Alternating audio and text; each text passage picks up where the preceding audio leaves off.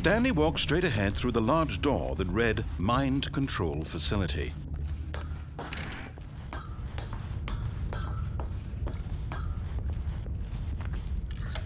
The lights rose on an enormous room packed with television screens. What horrible secret did this place hold? Stanley thought to himself. Did he have the strength to find out?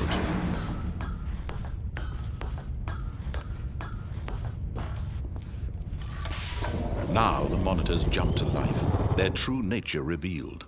Each bore the number of an employee in the building, Stanley's co-workers. The lives of so many individuals reduced to images on a screen, and Stanley, one of them, eternally monitored in this place where freedom meant nothing. This mind control facility, it was too horrible to believe. It couldn't be true. Had Stanley really been under someone's control all this time? Was this the only reason he was happy with his boring job? That his emotions had been manipulated to accept it blindly? No, he refused to believe it. He couldn't accept it. His own life in someone else's control? Never! It was unthinkable. Wasn't it? Was it even possible? Had he truly spent his entire life utterly blind to the world? But here was the proof, the heart of the operation. Controls labeled with emotions, happy or sad or content. Walking, eating, working, all of it monitored and commanded from this very place. And as the cold reality of his past began to sink in, Stanley decided that this machinery would never again exert its terrible power over another human life. For he would dismantle the controls once and for all. Oh, Stanley, you didn't just activate the controls, did you?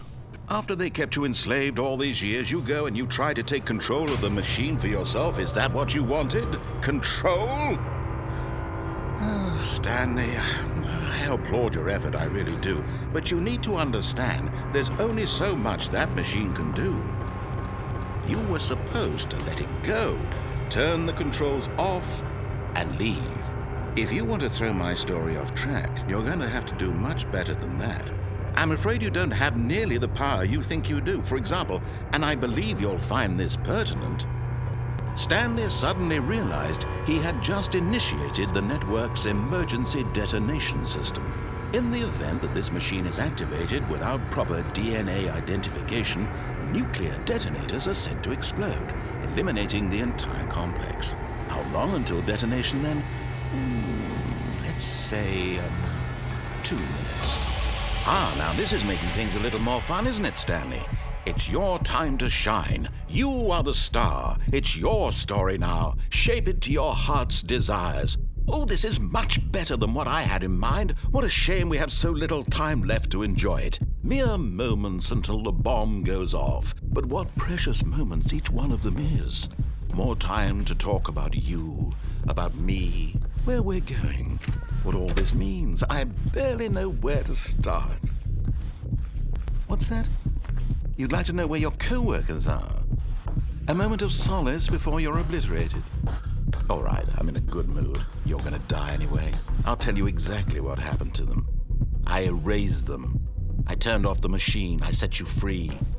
Of course, that was merely in this instance of the story. Sometimes when I tell it, I simply let you sit there in your office forever, pushing buttons endlessly and then dying alone. Other times, I let the office sink into the ground, swallowing everyone inside, or I let it burn to a crisp.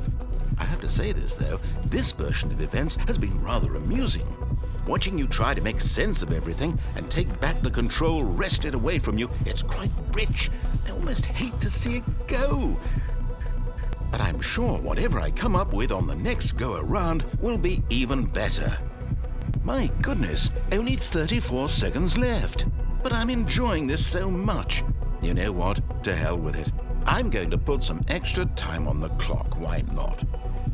These are precious additional seconds, Stanley. Time doesn't grow on trees. Oh dear me, what's the matter, Stanley? Is it that you have no idea where you're going or what you're supposed to be doing right now? Or did you just assume when you saw that timer that something in this room was capable of turning it off? I mean, look at you. Running from button to button, screen to screen, clicking on every little thing in this room. These numbered buttons, no, these colored ones. Or maybe this big red button, or this door. Everything, anything, something here will save me. Why would you think that, Stanley? That this video game can be beaten? Won? Solved? Do you have any idea what your purpose in this place is? Stanley, you're in for quite a disappointment. But here's a spoiler for you. That timer isn't a catalyst to keep the action moving along. It's just seconds ticking away to your death. You're only still playing instead of watching a cutscene because I want to watch you for every moment that you're powerless, to see you made humble. This is not a challenge, it's a tragedy. You wanted to control this world, that's fine. But I'm going to destroy it first, so you can't. Take a look at the clock, Stanley. That's 30 seconds you have left to struggle. 30 seconds until a big boom and then nothing. No ending here, just you being blown to pieces. Will you cling desperately to your frail life, or will you let it go peacefully? Another choice. Make it count. Or don't. It's all the same to me, all a part of the joke.